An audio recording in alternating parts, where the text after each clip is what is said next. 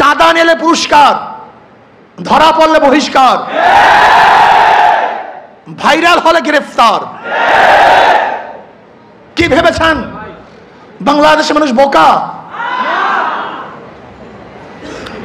আজকে আমাদেরকে জিম্মি করে ফেলছে। দল এই খুনের দায় দায়িত্ব গ্রহণ করবে না। আমি স্পষ্ট ভাষায় বলতে চাই, এই খুনের দায় দায়িত্ব তারেক জিয়াকে গ্রহণ করতে হবে।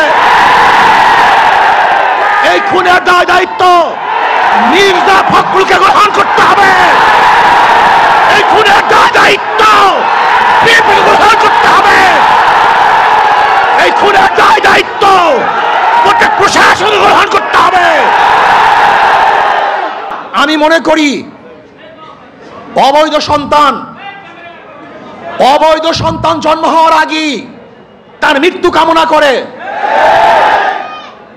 আজকে বিএনপি ক্ষমতা যাওয়ার আগেই তার পতন কামনা করে বাংলাদেশের মানুষ চায় না এই চাঁদাবাজ, দখলদার, খুনি, ধর্ষক, জালেমের গোষ্ঠী বাংলাদেশের মাঝখানে বসুক। বাংলাদেশের একজন মানুষ চায় না। আমি ঘুমাতে পারি নাই ওই দৃশ্য দেখ, আল্লাহর কসম আমি শুধু ওই দৃশ্যই আমার চোখের সামনে ভাসছিল। আমি বিশ্বাস করতে পারি নাই মানুষ শুধু জালেম কিভাবে হয়, এত অত্যাচার কিভাবে হয়। জালেমের গোষ্ঠী, খুনির গোষ্ঠী। শোনো, এক আবু সাইদের হত্যায় আওয়ামী লীগের মাসনাদকে ধ্বংস করে ফেলেছে। লিখে রাখো, 100 হত্যায় বিএনপির মাসনাদ তসনাদ হয়ে গেছে।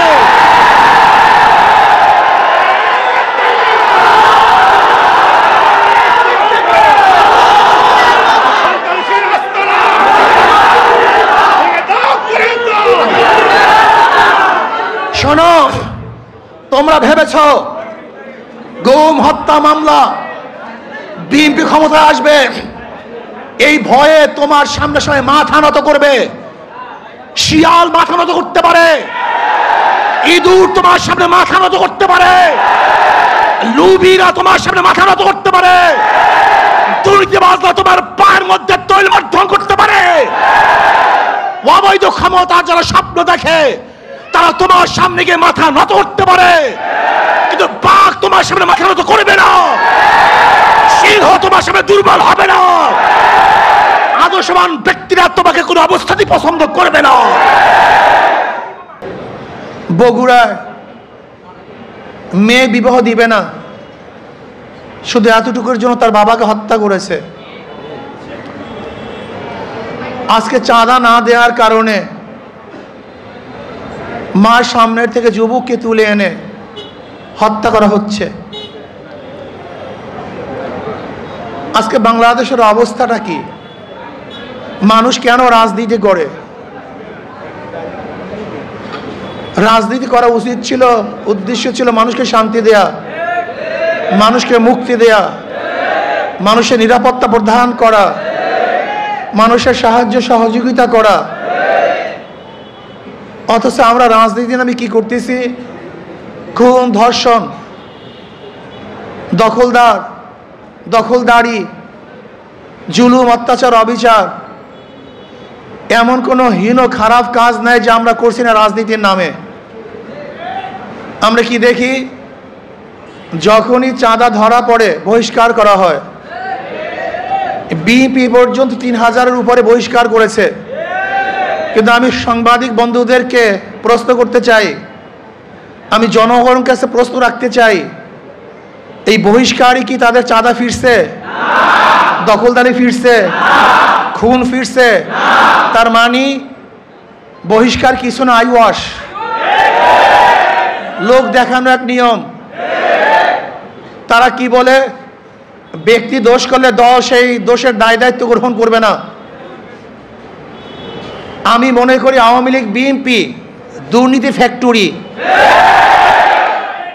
খুনের ফ্যাক্টরি।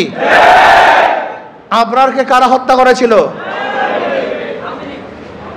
যেই ছাত্রগুলি হত্যা করেছিল তারা মেধাবী ছাত্র বাংলাদেশের, কিন্তু এই ফ্যাক্টরিতে যাওয়ার পরে তার খুনি হয়েছে।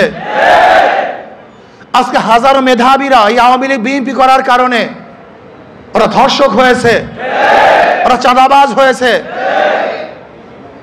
এই দলগুলি এমন এক ফ্যাক্টরি, যদি ফেরেশতাও সেখানে ঢুকে আজাজিল হয়ে বের হবে, সৎ মানুষগুলি ঢুকলে চোর হয়ে বের হবে।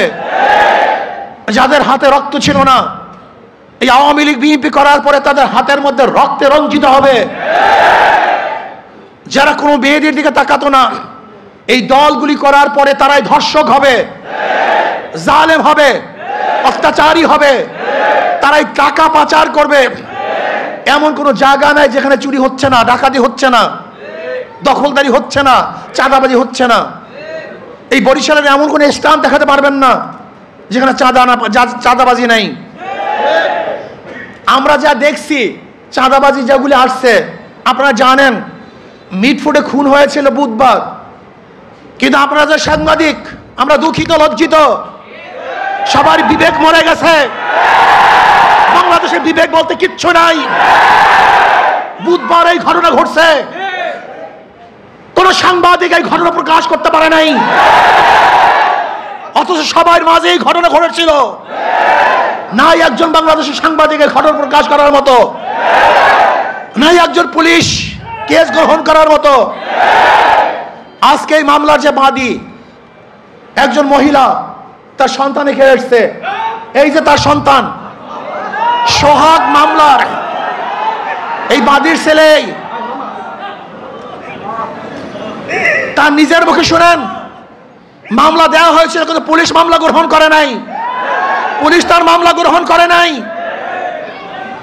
আজকে পুলিশ ভিন্ন খাতে এই মামলাকে নেওয়ার জন্য ষড়যন্ত্র শুরু করছে। সব জায়গায় চাঁদাবাজি, শরিয়াতপুর বাস সব বন্ধ। শুনলাম আজকে তাদেরকে বহিষ্কার করা হয়েছে। অথচ আজকে আপনারা দেখেছেন প্রেস ব্রিফিংয়ে, সাংবাদিক সম্মেলনে ঊর্ধ্বতন কর্মকর্তাদের কাছে বারবার জানানো হয়েছে, কিন্তু না, যতক্ষণ পর্যন্ত সব জায়গায় প্রচার না হয়েছে ততদিন পর্যন্ত বহিষ্কার করা হয় নাই। চাঁদা নিলে পুরস্কার, ধরা পড়লে বহিষ্কার, ভাইরাল হলে গ্রেফতার। কি ভেবেছেন বাংলাদেশের মানুষ বোকা? আজকে আমাদেরকে জিম্মি করে ফেলছে। দল এই খুনের দায় দায়িত্ব গ্রহণ করবে না। আমি স্পষ্ট ভাষায় বলতে চাই, এই খুনের দায় দায়িত্ব তারেক জিয়াকে গ্রহণ করতে হবে। এই খুনের দায় দায়িত্ব মির্জা ফখরুলকে গ্রহণ করতে হবে। এই খুনের দায় দায়িত্ব বিএনপিকে গ্রহণ করতে হবে। এই খুনের দায় দায়িত্ব প্রত্যেক প্রশাসন গ্রহণ করতে হবে।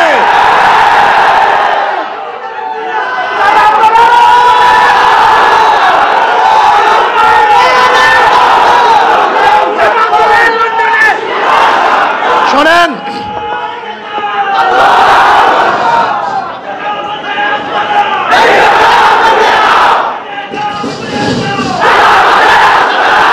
আমি মনে করি অবৈধ সন্তান জন্ম হওয়ার আগেই তার মৃত্যু কামনা করে।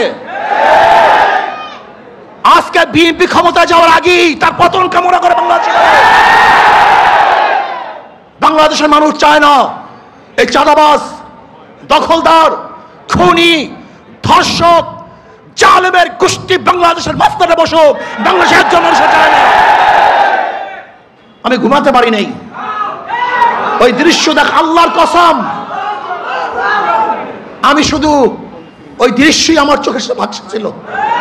আমি বিশ্বাস করতে পারি নাই মানুষ শুধু জালেম কিভাবে হয়, এত অত্যাচার কিভাবে হয়। জালেমের গোষ্ঠী, খুনির গোষ্ঠী। শোনো, এক আবু সাইদের হত্যায় আওয়ামী লীগের মাসনাদকে ধ্বংস করে ফেলেছে। লিখে রাখো, 100 হত্যায় বিএনপির মাসনাদ তসনাদ হয়ে গেছে।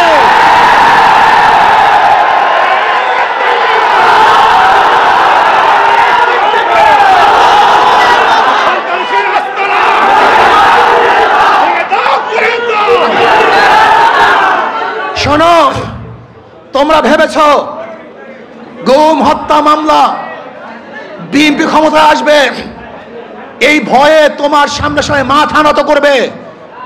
শিয়াল মাথা নত করতে পারে, ইঁদুর তোমার সামনে মাথা নত করতে পারে, লুবিরা তোমার সামনে মাথা নত করতে পারে, দুর্নীতিবাজরা তোমার পায়ের মধ্যে তৈল মাধ্যম করতে পারে। অবৈধ ক্ষমতা যারা স্বপ্ন দেখে তারা তোমার সামনে গিয়ে মাথা নত করতে পারে, কিন্তু বাঘ তোমার সামনে মাথা নত করবে না, সিংহ তোমার সামনে দুর্বল হবে না, আদর্শবান ব্যক্তিরা তোমাকে কোনো অবস্থাতেই পছন্দ করবে না।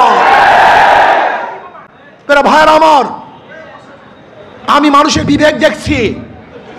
এই ঘটনা ঘটাবার পরেও বিবেকবান মানুষ যারা নিজেদেরকে শিক্ষিত দাবি করে, ওরা কিভাবে বিএনপি আওয়ামী লীগ করে আমার বুঝে আসে না। ওরা শিক্ষিত নয়, ওরা জ্ঞান পাপী। জ্ঞান পাপী ছাড়া এই দুর্নীতিবাজ ধর্ষক খুনিদের সাথে কোনো মানুষের সম্পর্ক থাকতে পারে না। আমি মনে করি এই আওয়ামী লীগ বিএনপি যারা করে তারা সবাই ধর্ষকের সমর্থক, খুনের সমর্থক, চাঁদার সমর্থক, দখলদারি সমর্থক। কোন ভদ্র মানুষ যাদের মধ্যে ভদ্রতা আছে, আদর্শবান যারা আদর্শ লালন করে, যারা জাতিকে মুক্তি দিতে চায়, এই বাংলাদেশকে গোটা দুনিয়ার সামনে উঁচু করতে চায়, তারা কোনো অবস্থাতে আওয়ামী লীগ বিএনপি করতে পারে না। আজকে আমরা বিবেক হারা হয়ে গেছি।